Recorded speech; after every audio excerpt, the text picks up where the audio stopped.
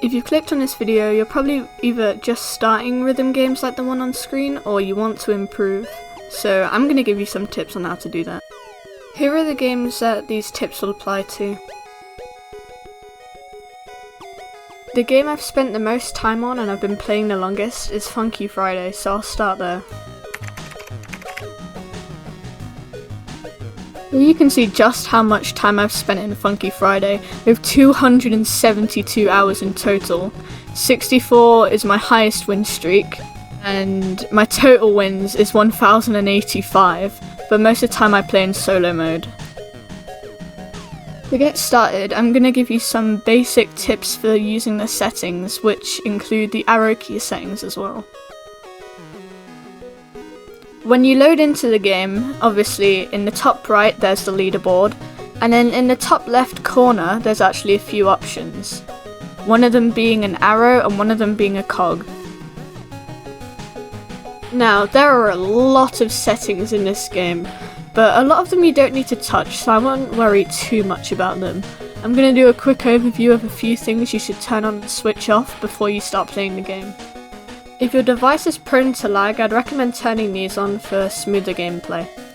Personally, I think these three are some of the most important settings in the game. Ghost tapping means that when you're not in a note section, you can tap without getting a miss. Middle scroll is, as you can see on my background gameplay, that's when your notes are actually in the center rather than on the left or right.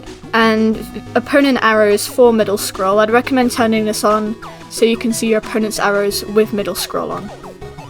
These settings are also very important. Info bar lets you see your accuracy, misses and combos while you're in game. Opponent's info bar just does the same thing, but you can see your opponent's info. Accuracy gauge, personally I use, it shows you how close to the center you are and can be good for your timing. Judgment statistics, it's a bit hard to explain, but it's just more info. And then spectators, these are the people that stand around your game while you're playing. If you get distracted by this, this is a good setting to have on. Using down scroll is more about preference. In the background you can see that the notes fall instead of rise. I'd recommend trying up scroll and down scroll. I think a lot more people use down scroll, but I'm not sure. That's it for the main settings, now onto the arrow settings.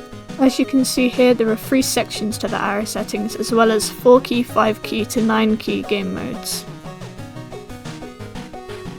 As you can see, here you click on the notes and you can change the colour, which you use with these hue sliders. Then, in the style section, which I think I click on in a second, you can select through many different arrow styles. Personally, I show you the one I use here. And then keybinds, these are very important. These are the buttons that you use to actually click the arrows. And then here, these are the extra settings, I'll explain them in a second. But I wouldn't worry too much about these as a beginner. The notes section isn't too interesting, you can just change the style of your death notes and poison notes the same you'd customize your normal notes. The arrow settings are also very important. The arrow speed is how quick the arrows move. Personally, I'd slowly get it higher and higher. I use 2.3, but that's very fast. Arrow size is how big or small the arrows are. Personally, I like having my arrows slightly bigger than the recommended settings. However, if you do change your arrow size, you'll probably need to change the lane offset, which is how close together your arrows are. As you can see, I've got mine set to -30, which means they're a bit further apart. And that's actually it for the basic Funky Friday settings. I'm probably going to make a video of more in-depth and advanced settings, but for now, these are the basics of how to get started.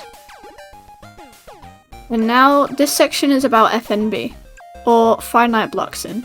The most important settings in this are your keybinds and gameplay settings.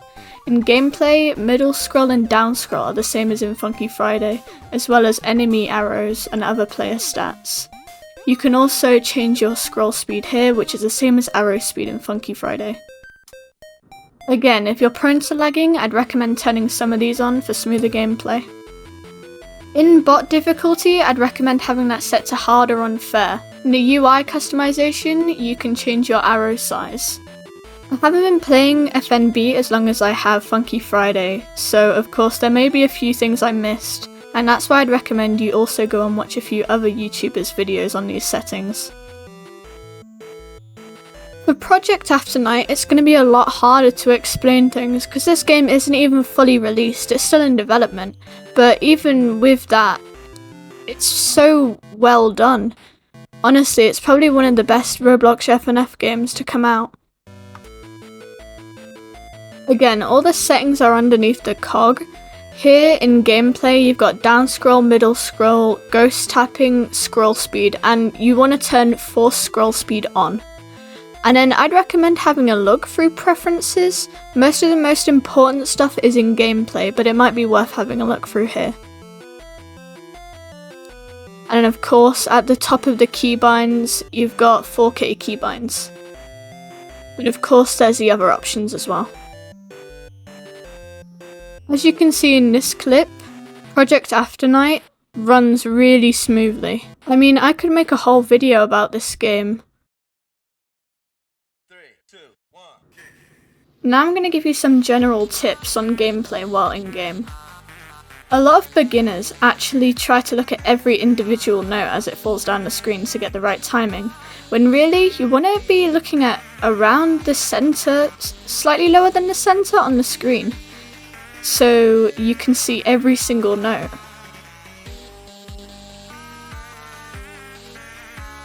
I also see a lot of people over practicing one song. They'll find one song that they want to learn, then learn all the patterns until they can almost full combo the song. And then after that, they try playing another song and they find it really difficult. Personally, I think you should mix up all the songs you play. Once a lot of people start getting to above 80% on easy songs, they don't move up onto medium/normal/hard songs, which I think a big part of getting better at this game is moving on to the hard difficulties, since that makes up the majority of songs. Although I believe that I made a good choice starting with Funky Friday for me, as you can see, with this specific song, the screen actually moves, which is something I'd never actually experienced before I started playing actual FNF games outside of Roblox, so I'd highly recommend mixing up which games you play. And of course, nobody can give you a list of tips without telling you to practice. Trust me, I didn't get this good overnight. Like I said, I have over 200 hours on Funky Friday. If you find any of these tips helpful, or you want to see more of my content, make sure to subscribe, it will mean a lot. And with that, thanks for watching and I'll see you in another one.